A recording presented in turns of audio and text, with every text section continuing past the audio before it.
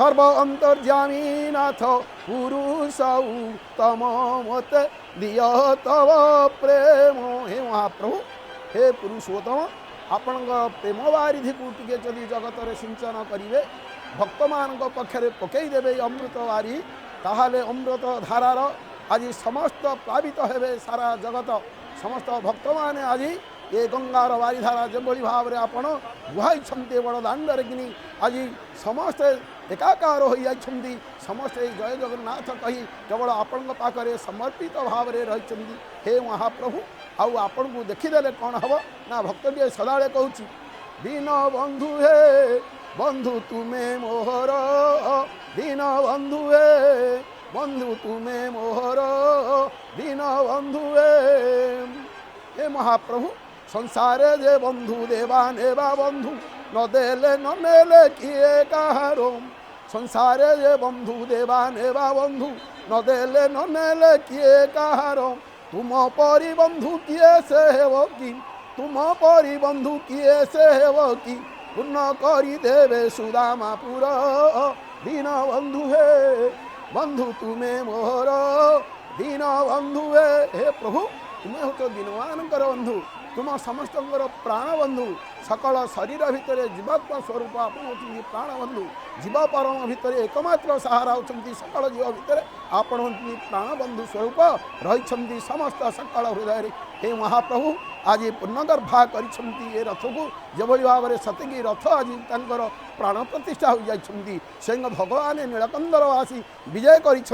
नीलकंदरवासी विजय हबारू ये रथ आज चलचंचल होती जो भाव में समस्त हृदय में प्राण रही जो भाव में जीवटी चलचंचल हो स्वयं भगवान आज रथारूढ़ होबारू तेणु से रथ चलचंचल ना कौन मनुष्य चाहिए ना ये रथ को टाणी नापी मनुष्य भगवान न चाहिए ये मनुष्य किसी करें ना भक्त टाणी पारे ना केवल भगवान के इच्छा ये दिव्य लीला आज प्रकटित होती ये दिव्य बड़दाण्डे कि मो पाखर अच्छा अग्निहोत्री महाभाग सुंदर भाव में आगू ने। जय जगन्नाथ जय जगन्नाथ जय जगन्नाथ जय जगन्नाथ। वर्तमान आपण अवलोकन करुछंती प्रभुंकर से दिव्य बाहुड़ा यात्रा वर्तमान धीरे धीरे प्रभुंकर रथ बड़दाण्ड उपरे गड़ी चली एतादृश भाव में जनसाधारण भक्तमंडली प्रभुंकर रथरे किभली भाव में वर्तमान परिवेष्टित होती आपण माने समस्ते कनक न्यूजर भव्य परदा पर दर्शन कर आहा प्रभुंकर से दिव्य लीला से दिव्य गाथा से दिव्य कथा को अति सावलील भाव में आपण मानू शुणाऊले कृष्णचंद्र महोदय जहाँ आपण मान श्रवण करुले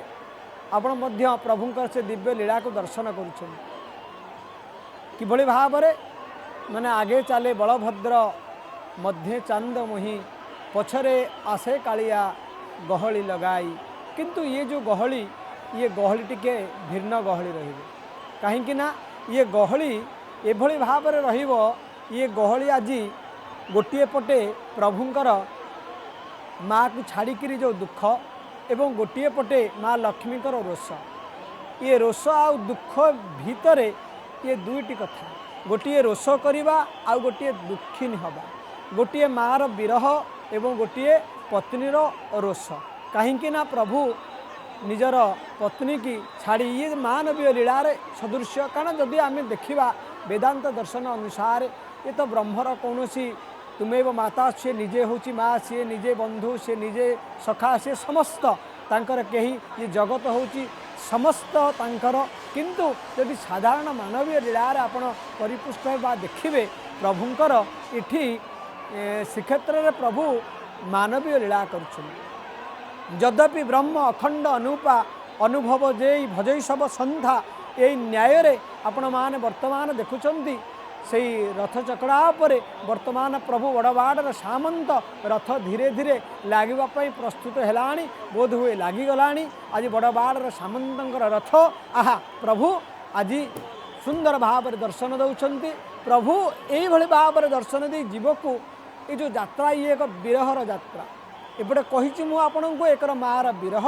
एवं पत्नीर ये जो क्रोध ये दुईटी जाक समन्वय आज हम आप आज विचित्र प्रकार गोटे कथा देखिए माँ जितेबाला चाहाणी मंडप रे प्रभु को दर्शन करेंगे से बड़वाड़ सामंत प्रभु बलभद्र देव को गोटे कपड़ार आच्छादन करा कारण ये जो परंपरा ये भाई बो आ देढ़शुर परंपरा ये पालन करा जाए ये पालन करा जाए संस्कृतिर ये ओडिया घरर प्रत्येक कथा प्रत्येक गाथा प्रत्येक पर्वपर्वाणी रे ये समस्त कथा जो भाव में ओडियाटीए पालन करे ठीक से भाव में ये सब कथा पालन करा जाए कारण ये जो परंपरा ये परंपरा एक भिन्न परंपरा समस्त परंपरा को अतिक्रम करी ये जगन्नाथ संस्कृति ये संस्कृति रे आपण देखिए ये सेव्य कहीं नुह ये समस्त हूँ सेवक सेव्य केवल प्रभु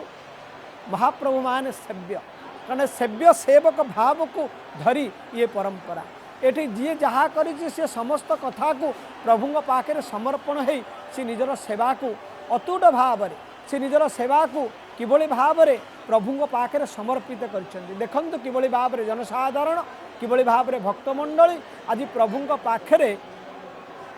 रुंडीभूत होती कथार अच्छा जो भाव में गोटा नवात खंड को पिंपुड़ी माने घेरी था ठीक से भाव में प्रभु रथ जदि गोटे नवात खंड हुए ये नवात खंड को किभली भाव में ये भक्तमंडली घेरिकी था कारण पछरे आसे कालिया गहली लगाई जिते लीला जिते खेला जिते ये जगत रे केवल कालिया पाखे किए तांको डाके कालिया किए तांको केते नाम रे डाकी दिए किंतु आमे स्नेह श्रद्धारे भाव प्रभुंकर से नाम डाकी थाउ हे कालिया रे हे श्रीक्षेत्र मौड़मणि किए केते प्रकार डाकी थाए किंतु ये जो डाकिबार जो भाव प्रभु को शुणवार जो भाव एते पूजा कलापर न मंत्र न जंत्र आम कहूँ एते पूजा कला बेले आवाहन न जानामी तबार्चनम पूजा च न जानामी खेमिश्वम परमेश्वर हे प्रभु मुझे जानी मु मंत्र जानी मु आवाहन जानी मु संस्थापन जानी मुझे जानी प्रभु ताहले प्रभु भावर केवल ठाकुर ये भाव को ग्रहण करी प्रभु आज विराजमान अच्छा प्रभु आज अटकी जा कहीं ये अटकी रथ केते भक्तों